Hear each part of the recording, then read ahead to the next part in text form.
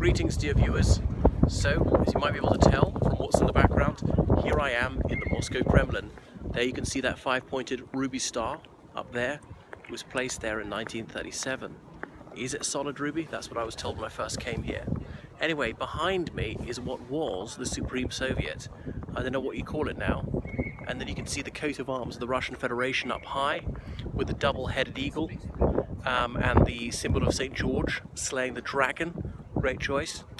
In the middle, all that, and then two little eagles with individual crowns, and then a shared crown above them as the crest. When I first came here, I was told this building goes several stories underground. So it's an enormous square. Kremlin is fortress, and Moscow is not the only place to have a fortress, but perhaps I should say citadel, because it's a large complex. You know, it's a walled compound containing a few fortresses and cathedrals, whatever else. And behind me, it's a bit like a barracks. There are war memorials to the officers, soldiers and sergeants who gave their lives defending Moscow, the Great Patriotic War. That's the Second World War, as people would call it in English. And then you see all these classical images, these friezes of breastplates and crossed swords and so on, owes a lot to ancient Greek and ancient Roman imagery. So bear in mind that despite this being a Slavonic country, it very much looks to the ancient Mediterranean world as part of its cultural heritage.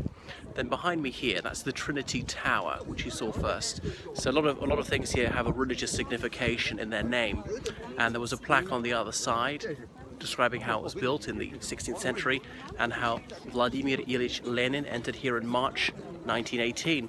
The city had been taken by the Bolsheviks after heavy fighting in November 1917.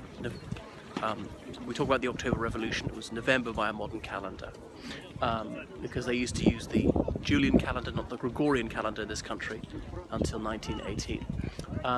Right, so that's it. And when I first came here, they still had the hammer and sickle symbol up there on the Supreme Soviet. But in the last 10 years or so, they've removed most of those and replaced it with the old Tsarist symbol, and the eagles holding a scepter in one hand and an orb in the other. So the police are not entirely good-spirited, telling people to move on. I suppose there is some sense in that, because this is a road through the palace. There is a zebra crossing, and some of the grockles are hanging around and getting in the way. Right, so there's so much more to see here. 3 different tours to do, and as you can see, it's ideal weather for it. It's probably a bit too popular because of the blue skies, and not too chilly as we're just past spring solstice. Right, that's all for the moment.